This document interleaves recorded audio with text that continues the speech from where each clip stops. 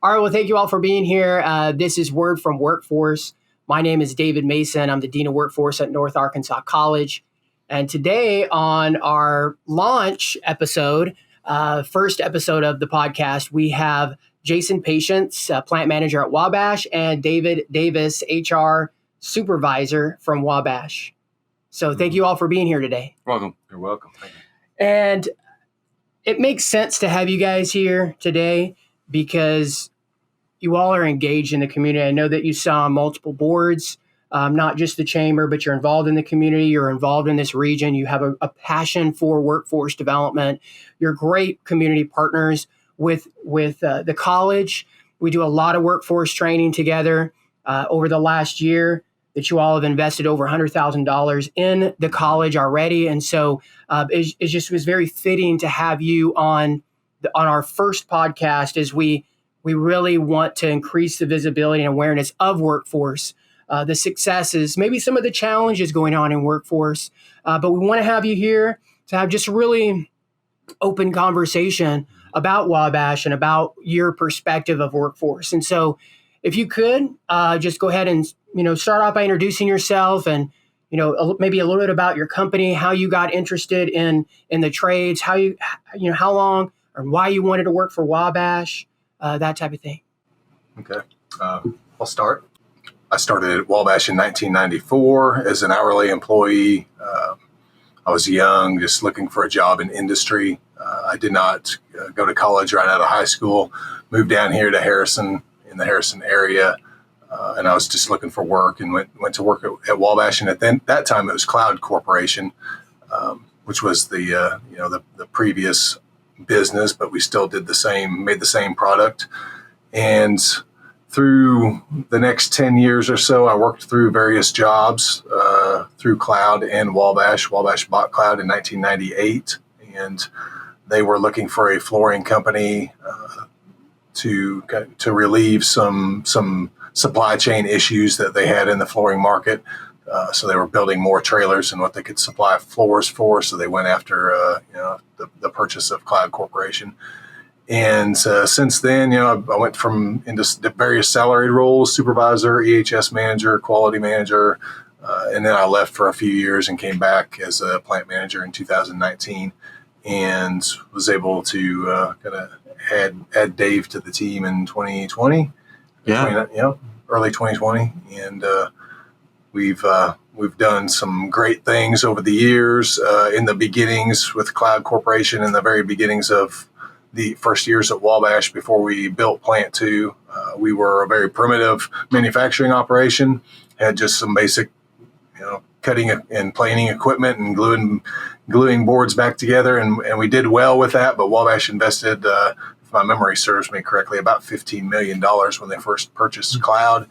Built a new plant, built 5 pre-dryers for the drying operation, and some other capital investments there. And they've continued to invest capital in this site, year over year.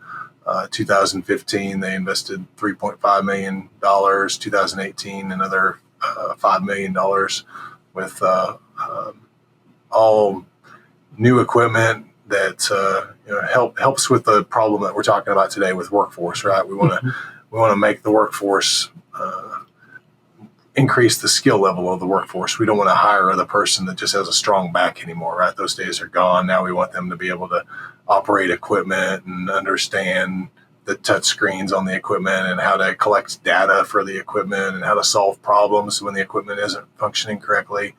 So that kind of all leads into the great conversation that I expect that we'll have today. Well, thank you, Jason. And David, why don't you go ahead and tell us a little bit about yourself and how you got involved with Wabash? Okay, so my life journey is a little bit different. I left Southwest Kansas in 94, went into the Air Force. I spent 24 years in the Air Force, retired,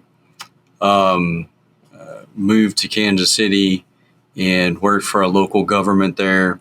My wife is a teacher by trade and received a job, was offered a job in a local high school here nearby. And I decided that I'd be a good guy and follow follow her for a change. So came down here. I applied for 3 or 4 different jobs, and I'll be honest with you, manufacturing, the trades, as you say, were not something that were in my background at all. I mean, I guess farming kind of falls into that, but not really so much. So in what Jason said, 2020, Jason offered me a job at Wabash, and I've been there since, so about 3.5 years. And my journey at Wabash has evolved from just straight, HR, human relations kind of issues to training and tying training into external and internal training, coming up with things that match the job description and the needs of the employee so that they can feel successful and happy while they're at work, which is a great tie-in to why, we're here and partnered with not only North Arc, but other places around the community. So it sounds like both of your stories, just like everyone's story, it's a journey, right? So you didn't know or plan to have a career at Wabash. It just kind of, through life experiences, it worked itself out, right? Yep. Through your, discovering what your passions were and kind of life took you in that direction. So it sounds like that, maybe that traditional education isn't always the right successful path for everyone that wants to be successful. It could look different to each individual, right? I mean, is that what you guys are saying then? Yeah, I would say that that's true. I mean, if you look at the data, 2/3 of the high school, maybe more now, this was in like 2018, 2/3 of the high school students are not college or career ready when they get out of high school, which is why we have workforce, right? Yeah. So to piggyback on to what you're saying, it's really important for people like Jason and I to realize that that we're getting people that we need to care and feed, training and education to have them have a successful career. And then if they decide that they want to go the non-traditional route and get college education or a tech school done or something like that after the fact, our organization, Wabash, will pay for that out of their own pocket for the employee. I think that's super, super valuable information there. Yeah. Yeah. So it's, to your point, it used to be traditionally you had a couple of different paths to take once you were a junior or senior in high school and you were looking to go down one of 2 roads, the military or you were going to go to college, and nobody really spent any time talking to you about any other options. Right? So I think that's the value in what we're doing with programs like WIN, with the Innovation Center at the college, with the things that we're doing in the high schools to get industry plugged in to this segment of our population that historically has been kind of aimless, we'll say, and forgotten about. But they end up in the workforce one way or another, right? Because that's really what their only option is. But the way that they enter the workforce, I think, through these programs can benefit them for years to come if it's done in the right way. So what options are available in the industry? What does my skill level need to look like? Do I have a high degree of mechanical aptitude? Would I go into the maintenance realm or do I go into the operations realm? And there's all of these different things to think about that haven't been explored, historically. Yeah, and I think that's a good point, because I think that a lot of times, I think it's just the narrative of, when someone's going to high school, right, is that the only pathway is to traditional education, getting your bachelor's or your master's, because these are dead-end, dirty jobs. They're very dangerous. They're low paying, which that's not the case at all.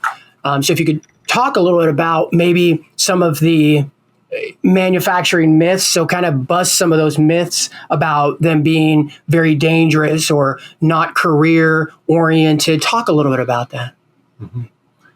Yes, just over the years, It's become a necessity, kind of to piggyback what Dave was talking about our engagement with people and our responsibility to make sure that people have a work-life balance, that they come to work and go home safely, that all of the things that we take responsibility for as an industry when we bring people on, we have to fulfill that, right? So over the years, it's just become a necessity to be able to take the labor out of the process. And by that, I don't necessarily mean the people. I mean like the back-breaking work that require, like we used to stack lumber by hand, one person on each end of a board, until you've made a full stack, and then you strap it up. And you can't run a workforce that way anymore, right? Mm-hmm. That people aren't going to stick with you very long. You're going to suffer with high turnover because they have other options where other industries are actually keeping up with the times and innovating with society. So with that, I think that just as far as the perception of manufacturing work, historically, we moved away from that. And now it's to a level where we're expecting people to operate machines, yes, but not to get their hands into the machine, at least for the most part. I'd say probably 80% of our processes are just people watching equipment run, intervening with that equipment whenever they have an issue, but not having to handle each piece of wood that comes by or having to manually do a lot of tasks. I agree with that. Yeah. Can't really add to that. Yeah. So it's a great response. Can you talk a little about maybe some of the challenges that you all are currently facing? So we all know about the tight workforce, right? So there's a lot of jobs and not enough people to fill them. So we know that that's a challenge. So talk a little bit about that if you could, but also talk about maybe some of the unique challenges that maybe Wabash is currently facing. I'll let you take that one. I think some of the unique challenges that are within workforce right now are finding and I don't think that this is probably just a Wabash thing. I think it's probably everywhere, really. It's what Jason was talking to is engaging your employees, finding the space to where you give them a voice and you empower them not only to know that they have a voice, but that their voice matters, that what they say is something that we're going to follow through with on trying to fix. That ensures that their own growth, but also, like in this example, Wabash's growth. We grow with the employee. Without employees, you can't grow. Right. So the business isn't going to grow without the employees. And we're looking for people that want to stay. I think, kind of a little bit of those myths, that you bust. And Jason was talking a little bit to, the armed forces or this. And you were talking about the high school thing, and the myths and the theories that they got going on in there. Mm-hmm. And I can even remember from my own story thinking, well, what am I going to do for medical insurance? What am I going to do for dental insurance? Like, where am I going to go now that my mom and dad aren't going to be involved? And how am I going to afford everybody goes through that moment, where you're like, what am I going to do? Right? Even if it's for 5 seconds. And now you have this Boone County area is so full of manufacturers, and the jobs are so plentiful, like you said. And each one of these jobs has the greatest of benefits that are offered to the employees nowadays. 401k with matching. Mm-hmm. Sometimes there's bonuses, whether it's an hourly, based on hourly bonus or a production bonus or safety bonus, quality. You have all these opportunities. You have your health care for you and your family that you can get into, all kinds of insurances, right? You have ADA, FMLA, vacation time that's paid. There really is nothing that you can't get here in the Harrison Boone County area from an employment perspective that wouldn't fit the bill of what an employee or a regular person would need to answer those questions that they're having in high school. How can I ? I would say that really it would be, where do I want to go to get that ? Right? Because I can do it all locally and I don't have to have anything for it, because there's great employers like Jason and Dave out there that will assist you in getting you from point A to point B to point C, and maybe even hopefully taking over our jobs one day. Yeah. And I think you mentioned this in your previous answer, your previous response, is that, and I've actually experienced it firsthand by going out and seeing the culture at Wabash.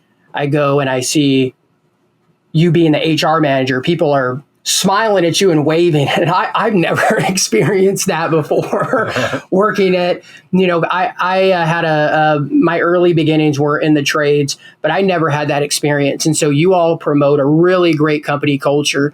And so if you can talk a little bit about the culture that you promote at your organization.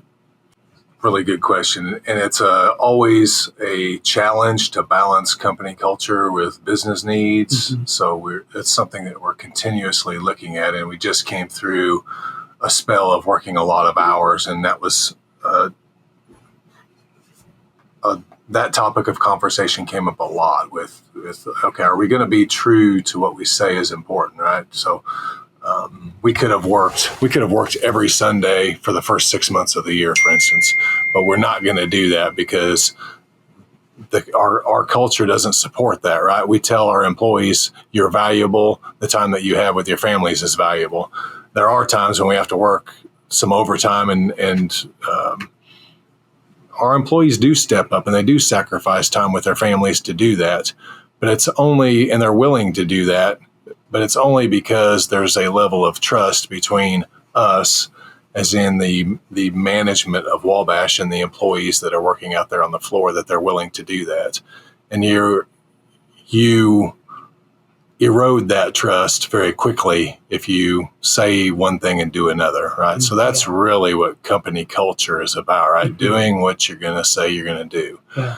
So, and I guess I said that all to say that there are decisions that you have to make from a business standpoint that won't be popular. Mm-hmm. But if you have the right culture and you have the level of trust that you need between you and the employees that you serve, really, and that's what we're here to do, to make them successful so we can be successful, and then you're okay. Yeah, you definitely have to have open communication. I can say, like, from what I see here, in at least in Wabash, is that even when we have our plant meetings, that there is no holding back, which is great to see. The employees really engage us and ask us hard questions, and that's really welcoming. It's even if it's difficult, it's a good path to be on, because you know that you have garnered trust and reliability in your communication, and we're able to take that feedback and actually incorporate some of that with maybe more people to see if we can come up with a better answer. Long are the days, where the corporation or somebody says, "Oh, what can we do to fix this problem?" And there's like 2 or 3, talking heads put together in a room and they come up with an answer. That's not how we do things. When we're asked, like, how do we keep people on the job, or how could we make this piece of equipment work better, or what kind of wood are we wanting to purchase, we involve people in that question. We know that we're not the smartest people in the room. Mm-hmm. And that work-life culture, when they're at work, they need to know that they enjoy their job. When they wake up that next morning, they need to know that they want to know that they want to come to work. It's not a dreadful morning of like, oh man, I have to have 5 cups of coffee before I get to work. Yeah. And then, you do have those people, Dave, where they're wanting to work those extra hours. Mm-hmm. So even if we're working a normal 40-hour week for us, we have options available for those people that are the gung-ho, give me as much as you can. We have what we call a weekend warrior program, and it allows them to come in and work with maintenance so they kind of can upskill themselves on maintenance type tasks and provide a really good service for the plant and the employees. Mm-hmm. And they get those extra hours that they want. we don't promise that, but it happens almost on a regular weekend basis. So, and it also gives our maintenance folks time off when once we can increase the skill level of that operator, we can let more maintenance people off on Saturday, which is when the majority of the maintenance tasks happen, when the equipment's down. So Saturdays are very common in the maintenance department, and so it helps in that area too. Yeah, I'll tell you, maintenance is always, on our heart and mind. Nothing runs without people, and the equipment doesn't run without maintenance people. Right. And our maintenance people are super special to us. Again, it goes back to one of the reasons we partner with you all so much for our maintenance people. Yep. And I think too that when you have healthy company culture, you have higher retention, right? Obviously. And in a time now, post-COVID, right, where the workforce is so tight, retention is key, I would say. I mean, correct me if I'm wrong, but a lot of employers, and you guys have said, retention and culture are connected. I believe that to be true. We've done some graphs and charts and speculated and painstakingly over some things. And I will tell you that there what would seem to be correlations between, engagement scores and what people are telling us in roundtables or stay interviews and the work-life balance that correlate with the retention rate. I believe that when times do get tough for us, when we went through those hard times, there are all those people that know that Wabash in and of itself has a great culture, which is why they choose to stay. And they know that won't last forever because we're communicating with them all the time about what's going on, even if we don't like it. Yeah. So, and I know I've seen it, so it's not just something you're saying. I've been there multiple times in Wabash, experiencing the culture that you all have created within the organization and how healthy and productive it is. So it's so critical for a company to have a good culture to be successful. And so kind of switching really abruptly from culture to, maybe some employment needs. So with the limited workforce, what do you all look for in maybe some skills or traits or when you're looking to hire someone? And then what advice would you give somebody that is looking to get into the manufacturing industry and maybe they don't, maybe they're starting off as you all did back in the late 90s, and I don't know what to do. I don't know what's out there, but I know that I like working with my hands. What advice would you give them? I'll start, and I know that Dave will have an opinion on this as well, but I'll say that we start with our leadership and principles and our values when we're looking to hire somebody. So it doesn't really, skill level matters, but that's not, if you have great skills and you can't get along well with others, then you're not going to be very helpful in our organization, right? So that's something that I think even as we're talking about workforce, it's a key component that we really need to talk about when we were talking about the high school students earlier. They really need to have some soft skills and some the ability to work with others in a team environment and those kinds of things. So that's the first thing that we're looking for when we're going to hire somebody. And then if they meet that, then we're going to look at skill level next. So I'll let you add to that. Yeah, I mean, I really don't know if I can. I mean, to be fair, you did a really good job. We're looking for people that have values and characteristics that fit within. They need to lead themselves, and they need to be able to work with others, if not lead others. And they need to be doing it in a compassionate and kind manner. That's something that we work on with our own people, and it's something that we look for when we ask, when we're doing a Q&A session when they're coming in. It is not about just filling a seat. That's kind of like my area, and there may be some times when we run into some pain points in And we know that we could have probably filled some of those seats with people that were just wanting a job. But we're also looking for people that want to work with us. Mm-hmm. It's important to note that Wabash or not, it's a two-way street.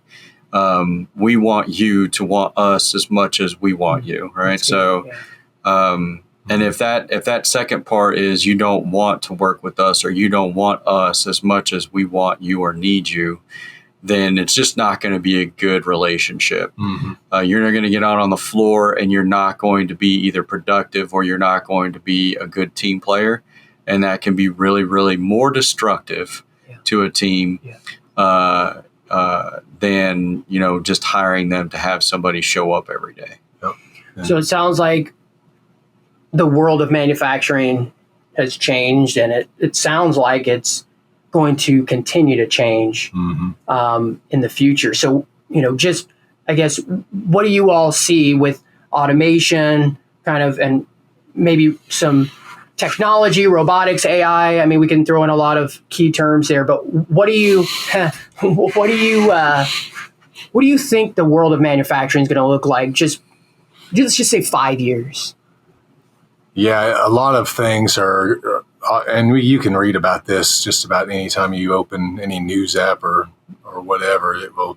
You'll find an article about how AI and technology is going to change the way that we're doing everything, right? And manufacturing is certainly going to be a key part of that, and not necessarily maybe with AI, although it will, but also with just increased technology with equipment. What I have seen manufacturing do, and really what Wabash has done, is they've been able to become more efficient with the same resources. And so what I mean by that is they've taken technology and we're getting better yield out of our lumber than we were 20 years ago by, it used to be 40% 20 years ago, and now it's 60%. So that's 20% lumber that we don't have to purchase, right? And we're making the same volume of product out the back door. And we're doing that through technology. Mm-hmm. Same way when we're talking about workforce, right? And I kind of touched on this earlier. We're going to use technology to make employees' jobs better. Not necessarily, we're not looking to get rid of people through technology, and that's a common misconception with manufacturing. Although there are some companies probably that do that, we want to maintain the good team that we have and use technology to make them more efficient. Mm-hmm. So that's kind of where I see it going. The sky's the limit. With your imagination is the limitation on what the next 5 years will look like. But it is going to be interesting to see where it goes. So I think that y'all are still going to need people, right? And so that coming back to that company culture is so important to invest in your people. I think is key for the continued success of Wabash. And so as we kind of, wrap up the first episode of the podcast here, just want to give you all a chance to maybe share some final thoughts and, maybe where individuals can, learn more about Wabash, and if they're interested in working for Wabash or want to learn more about what your organization has to offer, where can they go do that? Well, I'll kick it off. The place that you could go check us out online would be just Google Work with Wabash, and onewabash.com will pop up, and there'll be a link over on the left. There's actually 3 hyperlinks, and one of them is called Careers. Click on Careers, and you can go through all the jobs that we have open here in the great state of Arkansas. And if you back out to that Work with Wabash website, you can learn about our company culture, our benefits, and all the great things that we've been talking about here today. You also see a little introduction from Brent, our CEO. And he talks about our company culture and what he is personally vested in. In the past 6 months, our CEO is driving, not riding on that train, but driving the train and engaging all partners. So he's went through probably 6 or 8 plants out of the 17 in the United States so far, and sat down with you, me, and everybody else, all the employees, and just said, what's going on here? How can we make this better? whether it be, a different break room or air conditioning or, different rollers on this machine. How come we can't get light bulbs changed? You name it. He is really getting engaged in it, and recently came out and told us, we're going to make this even better than what it is now. So I'm looking forward to that. That's great. Yeah. Sounds like it's from Just the top getting better. down. Yeah, it's absolutely from the top down. Where we do this, what you've seen, we've done here locally.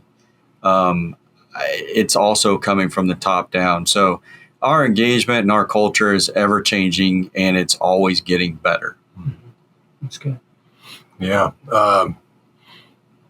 Final thoughts would be just that if I was to reach out to people that were curious about manufacturing or maybe you have prior perceptions about what manufacturing looks like, and you or maybe a child of yours is coming up into the high school years and trying to make some of those difficult decisions, life decisions about what your career is going to look like.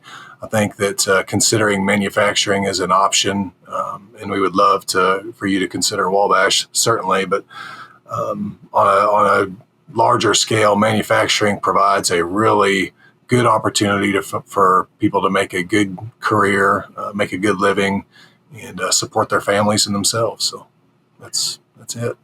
Well, Jason, David, appreciate your time this morning. Mm-hmm. Thank you for helping us launch our Word from Workforce podcast, and that is Word from Workforce.